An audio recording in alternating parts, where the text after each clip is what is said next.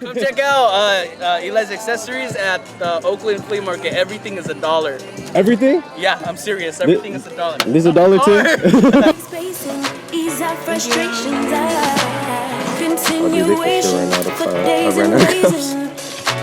Look at that thing, man. Isn't that beautiful? What's going on, you guys? Welcome back, man, to another King Japes thrift video. Now, this is going to be sort of like a little variation. Rather than going to a thrift store, we actually wanted to take our time today and spend some time at the flea market. So we're headed over to the flea market now. We wanted to stop by one of our favorite coffee shops. This is Film Cafe in Fremont, California. But it's about a 20-minute drive, and we are about to take off, man. But I'll update you guys as soon as we get to the flea market and take you guys directly.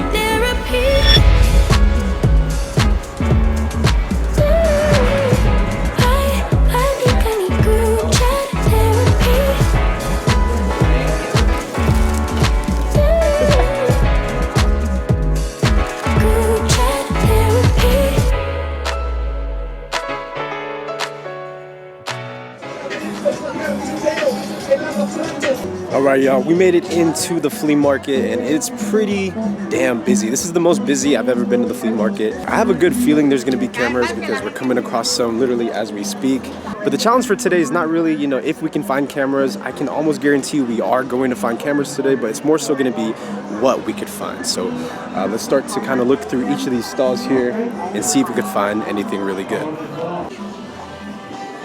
Yeah.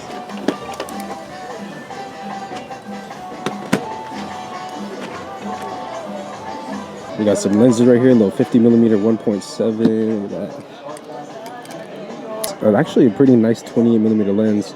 PK, so it's a Pentax mount. Look at this beast right here, man. Imagine vlogging with that beast. Woo. Look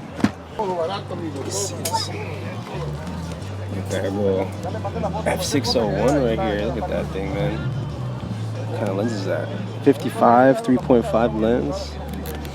How much this one, my friend? 120. It's more than this. 120? 150 maybe.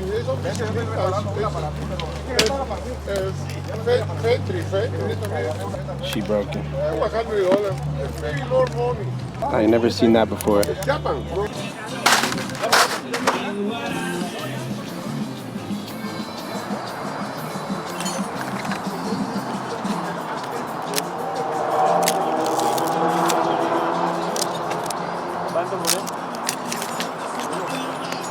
Little Nikon FM right here, man. Holy smokes. 35 to 80 lens on it. Pretty damn good. It's just dirty. This too, you got a little Olympus stylus zoom action in there. Look at that right there. Woo.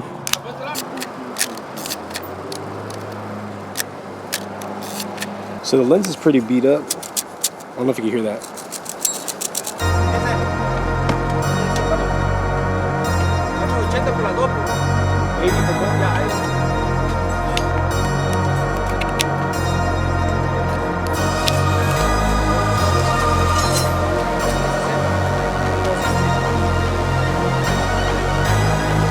Say $60.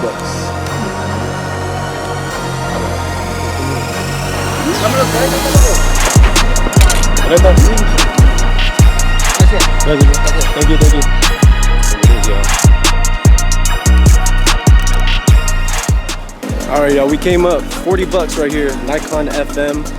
She dirty though. She's dirty, but the good thing is everything is working, so that's really what matters now. See, not a bad find for $40 right here, man. Nikon FM, baby, let's go.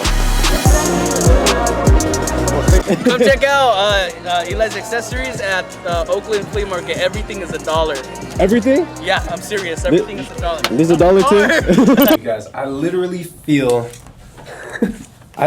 like Rambo walking around with this thing on. But now that we are back home, I want to take you guys through the process of how I take these cameras from, you know, looking like this to looking like a camera that belongs on a display shelf. And there's a few different methods and techniques that I've learned over the years from other photographers that has really helped me kind of refurbish and restore these cameras. But before we do that, I want to talk about something that a lot of photographers often overlook. And what I'm talking about today, my friends, is sleep. We spend about a third of our lives just sleeping. So why settle for tossing and turning in a mattress that isn't built for you? And that's where the proud sponsor for today's episode comes into play, Helix Sleep. Helix makes premium mattresses customized to your sleep style. Whether you sleep on your back, on the side, or maybe you run hot at night, Helix will help you find the perfect mattress for you by taking their online Helix Sleep quiz. Now, I took the quiz myself and got matched up with the Helix Midnight Luxe. And before receiving the mattress, I actually didn't really think it was going to make a huge difference in my day-to-day. But after just 2 nights of sleeping on my new Helix mattress, I literally have never felt more rested and more focused, especially when it came to photography. I used to get super anxious meeting and speaking with clients early in the morning, and I never really understood why.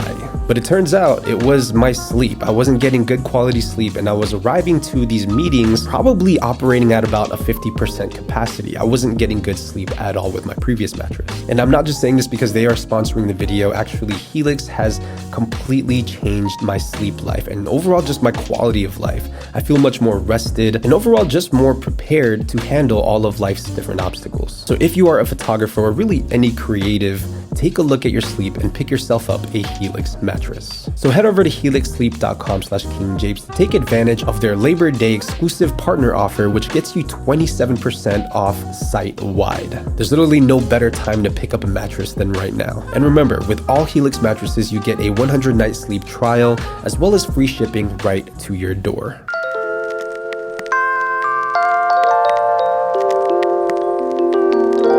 Alright you guys, we're making a quick little pit stop because I need to pick up some supplies before we start cleaning the camera here, so.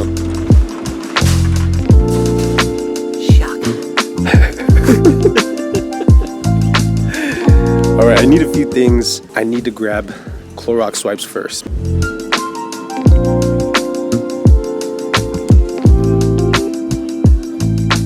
one that I get is really nice. These are from Up and Up, but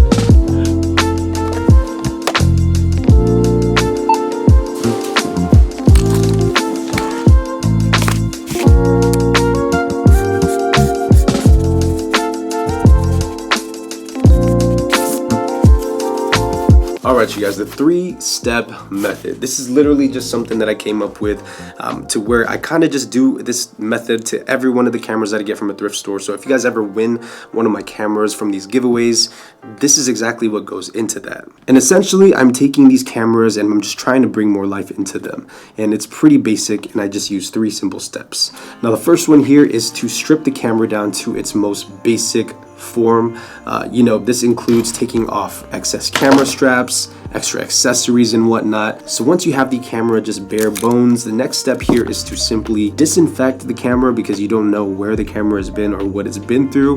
And this is where your disinfecting wipes, you want to get some like cotton Q-tips to get in those little nooks and crannies. And really the goal with this step is just to sanitize the camera. You don't want to do any more of the detail work just yet. That's going to come towards the polish and the last step there, but first and foremost, just get the camera clean. And the third step is simple. You just want to polish up on every little detail. Now, here's a couple of different things that I like to do personally. I'll take cotton swabs and I'll get in between those really hard lines that are kind of deep by the viewfinder, at the sides of the lens mount as well. A lot of times it gets really dusty in there. You can use other tools as well, like this little rocket blower, and you can use compressed air if you have compressed air as well. But you kind of want to just point the camera down like this, give it a couple of different sprays, try to clear out that focusing screen. If you could take that off, even better. And this is really where those lens wipes come into play. This little back window right here, this little piece of glass for the viewfinder, a lot of times it's probably the most dirtiest thing out of the camera, and unfortunately a lot of dust and dirt gets trapped in there. So that's the first thing I would wipe down. The second thing would be the mirror. A lot of times the different particles and stuff that you see in the viewfinder are from the mirror or they are on the focusing screens. Now, how I get the cameras in proper working order, the first thing I'm going to do here is check the light seals. The first one here is going to be the mirror dampening light seal. It's going to be right under the prism up top there. The other spot you would find a light seal, of course, is going to be when you open the back. It's going to be right in between those little crevices on top. From here, if your camera has batteries, try to clean out the battery compartment. A lot of times there's going to be old, already deteriorated batteries inside of there, so it's worth trying to clean that as well. But that's pretty much how I take the cameras from start to finish, and how I kind of give them a little bit of a test.